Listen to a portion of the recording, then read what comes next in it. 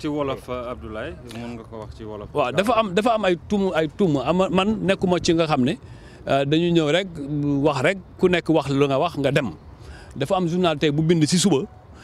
bind lu bëri ci lu nga xam ne ministère ak fédération dinañ ci tontu. fédération itam bu la neexee ci invité mën naa koo leeral amul dara luñ ci nëbb danaa ñëwaat itam ci affaire Sadio Mané biñ ci wax ak li ma concerné man dañoo ne jël naa ñaar fukki doomu Kaffrine yu nga xam ne APR la ñu bokk.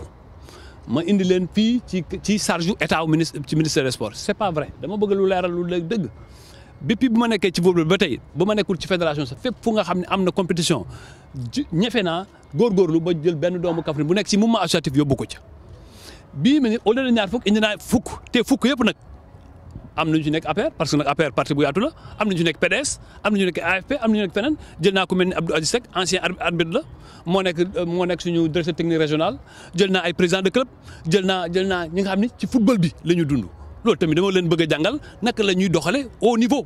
ëllëg man du ma nekkati Kaffrine du ma nekkati Ligue Kaffrine bëgg naa Ligue Kaffrine bi ñu ko yor ëllëg ñu nekk nit ñu nga xam ne préparé wu nañ à la responsabilité loolu li may def noonu war na ma ci encouragé te benn dërëmu état dugg ci bu la neexee journaliste bu ko neex journaliste bi bind article bi bu ma owoon laaj ma wax ko li nga xam ne moom suma xalaat bu ko neexee mu def ci lu ko neex waaye mënul ñëw rek bind lu la neex te laajoo ku ma jege waaw dëgg la indi naa ñi nga xam ne indi naa leen si sama charge la journaliste bu mu neex mën naa ko woon billet d'avion yi woon ko aussi facture prise en charge fii nee nañ hôtel de luxe bu rëy laa leen dugal loolu itam yéen journaliste mën ngeen ko wax fi ma leen dugal mooy fu supporter sénégalais yi nekk te réew yu nekk nag délégation Sénégal yéen mën ngeen seetlu délégation Sénégal moo fi gën a néew la dem leen hôtel Mercure fu nga xam ne ñun foofu lañ def suñu officiel foofu la supporter ivoirien yi nekk kon nag dama bëgg nit bu ñu bëggee ab réew mi ndox nañu bàyyi di sosal di wax lu nga xam ni man bu dee man rek kenn la awma ci benn problème waaye dama am ay doom am ay rak am ay mag am ay famille am ay xarit balaa ñuy wax dara nañ ma laaj suñ ma laajee ma tontu loolu ne na nga def seen tontu bi loolu laa bëggoon wax ne itam ci mbirum Sénégal wax ni Sadio Mané dañ ko ber du dëgg dama wax boo amee 23 nga am ay double mais dina am kenn ku am benn nekk 23 nag mënuñ ñëpp def 2 xanaa ñu def par 3 ba pare lim xamul mooy lim laajul na laaj xale yëpp yeneen joueurs yëpp 22 joueurs ci ay suite la ñu nekk Sadio rek moo ci nekk néeg mu ndaw suite yi la ñu transformé def ko en double effort yooyu ñu def ñu war koo saluer ñu xaar ba ñu perdre benn match bu nga xam ne qui n'est pas décisif ñu bëgg a def une campagne contre l'équipe nationale et contre les dirigeants du football c'est de la trahison il y a pas un autre mot. waaw je voulais être très clair même sur cas Sadio Mané bëgg naa ci wolof nee nañu ay nijaayam fédération moo leen di loolu itam may leeral du dëgg Sadio Mané oot na fédération Sénégal dafa ne du jël benn mbokku joueur di ko jël en charge lu dul bu ñu ñëwee fii ñu jox leen ay billets yi ñu kaaf di jox. Sadio Mané au fédération Sénégal du football nee na dama am ñaari mbokk yu nga xam ne dama bëgg a ñëw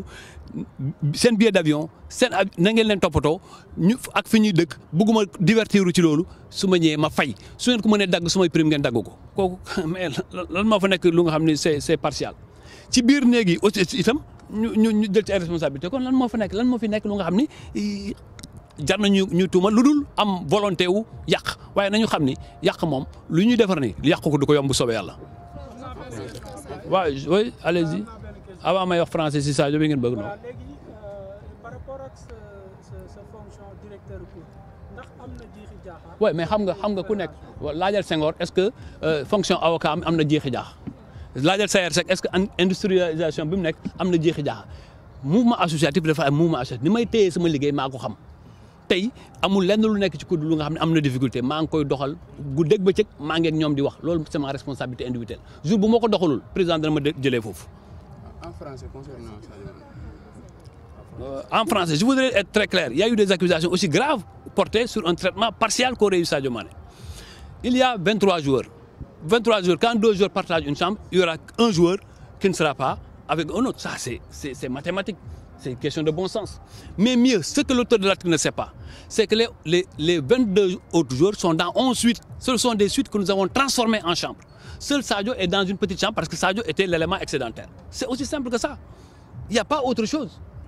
Je n'avais pas vu, là on peut toucher quelque chose. On aurait dit aussi que sa famille est prise en charge par la fédération. C'est une insulte à Sadio Mané. Tout le monde sait que Sadio Mané a les moyens de prendre en charge sa famille.